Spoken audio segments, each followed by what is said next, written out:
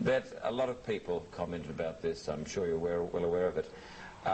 Preserving the spontaneity of a live performance on disc is really very difficult, I know, and I think you've been able to do that. I've been making records for 5 years, and even in the last 5 years, the technique of making records has changed enormously. You use a lot of tracks, and people don't cut live. Well, actually, some the next day, and the drums on the next day. And, you know, the band doesn't see each other anymore. And some people make great records that way. I'm not that kind of person. I'm the kind of, I'm best live. But did this affect this sort of idea? Could you keep to that in making the film, The Rose? Well, I did my best. I did as well as I could. I tried very hard to have every take be different. It was my first film, and I know nothing about the technique of making movies, but I learned a lot on this one.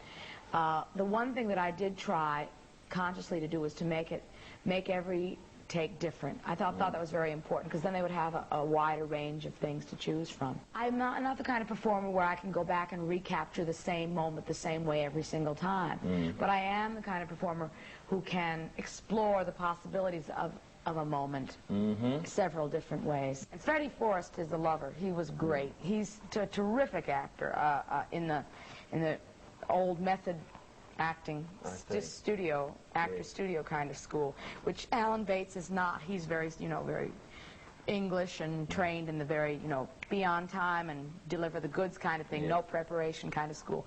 So it was really interesting to be standing in the middle of those two extremes. It was great. And is The Rose tragedy? What is it? I don't know. I really don't know. It's got a little bit of everything in it. It depends. If the character is larger than life, I guess it will be tragedy. If she's smaller than life, then it'll just be a joke. What can I say? What you do seems to come just from you. It doesn't come from someone above you saying, do this, do that, because it all seems so fresh and spontaneous. How do you manage that? Sense memory, working, technique. Actually, I have a lot of help. There are a number of people around me that I work very closely with, that I worked with for maybe, I would say, 4 years. People who write material, who understand me very well.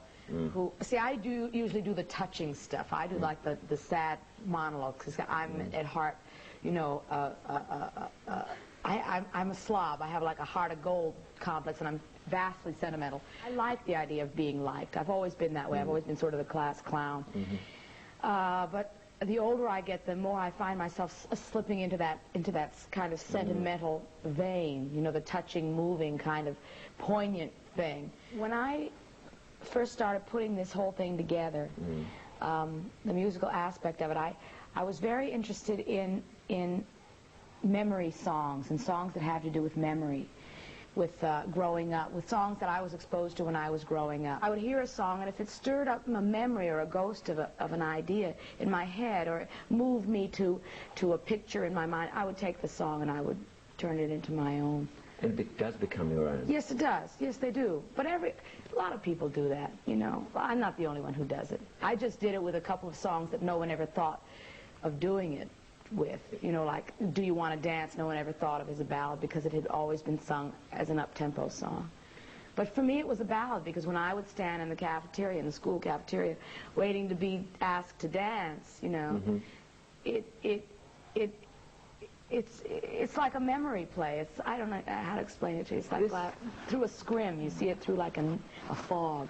Bette, I hope the film's a great success. Thank you very much. And I hope that we get to see it soon in Australia. Thank you. Thank you.